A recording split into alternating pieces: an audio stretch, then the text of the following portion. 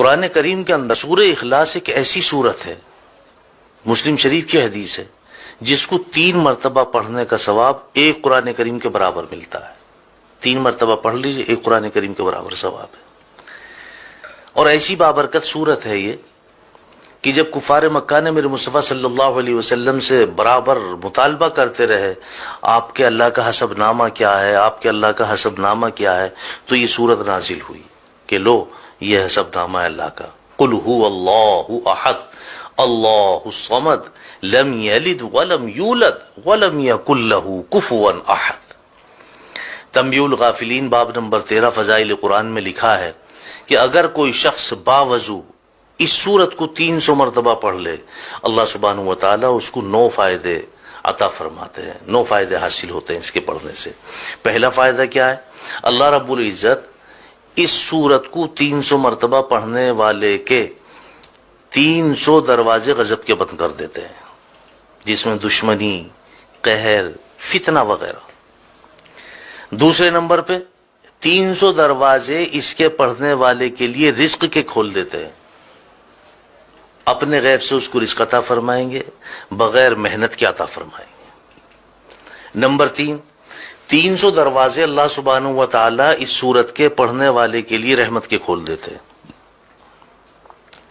Number 4، اللہ سبحانہ و تعالیٰ اس سورت کے پڑھنے والے کو اپنے علم سے علم عطا فرمائیں گے اور اپنے صبر سے صبر عطا فرمائیں گے۔ نمبر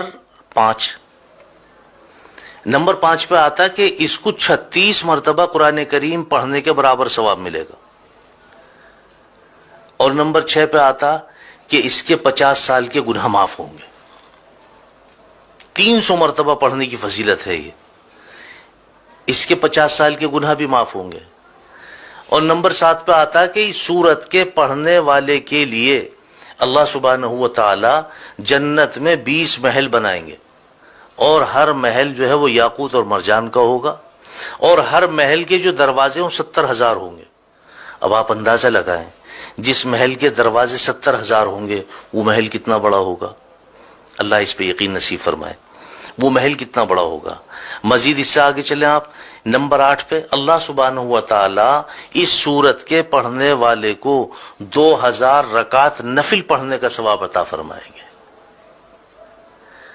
اور نمبر 9 پہ آتا ہے کہ اللہ سبحانہ و تعالی اس سورت کے پڑھنے والے کو جب بھی اس کا انتقال ہوگا، جب بھی یہ مرے گا، اس کے جنازے میں 1,10,000 فرشتے شمولیت کریں گے۔ جب بھی اس کا انتقال ہوگا، اس کے جنازے میں 1,10,000 فرشتے شمولیت کریں گے۔ اور 10ویں نمبر پہ آگے فرمایا، حالانکہ 9 نمبر ہیں لیکن 10ویں نمبر پہ بھی اس کی وضاحت کی ہے کہ اگر کوئی شخص ہر نماز کے بعد 10 مرتبہ اخلاص کے ساتھ سورہ اخلاص کو پڑھ لے، لفظ اخلاص بھی یاد رکھیں، اخلاص کے ساتھ، یقین کے ساتھ، اعتماد کے ساتھ، عزت اور عظمت کے ساتھ 10 مرتبہ سورہ اخلاص پڑھ لے ہر نماز کے بعد، اللہ سبحانہ و تعالیٰ کے اوپر اس بندے کی مغفرت واجب ہو جاتی ہے۔ اللہ سبحانہ و تعالیٰ اپنے اوپر اس بندے کی مغفرت واجب فرما لیتے ہیں۔ ایسی بابرکت صورت ہے، اور میں سمجھتا ہوں تقریباً سبھی کے یاد ہے۔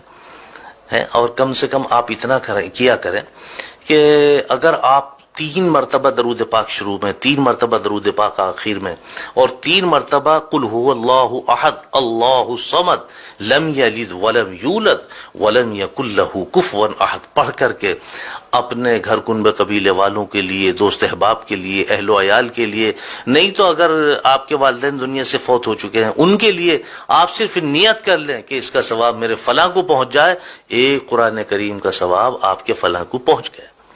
اللہ اس پہ ہمیں یقین نصیب فرمائے۔ وآخر دعوانا الحمدللہ رب العالمین۔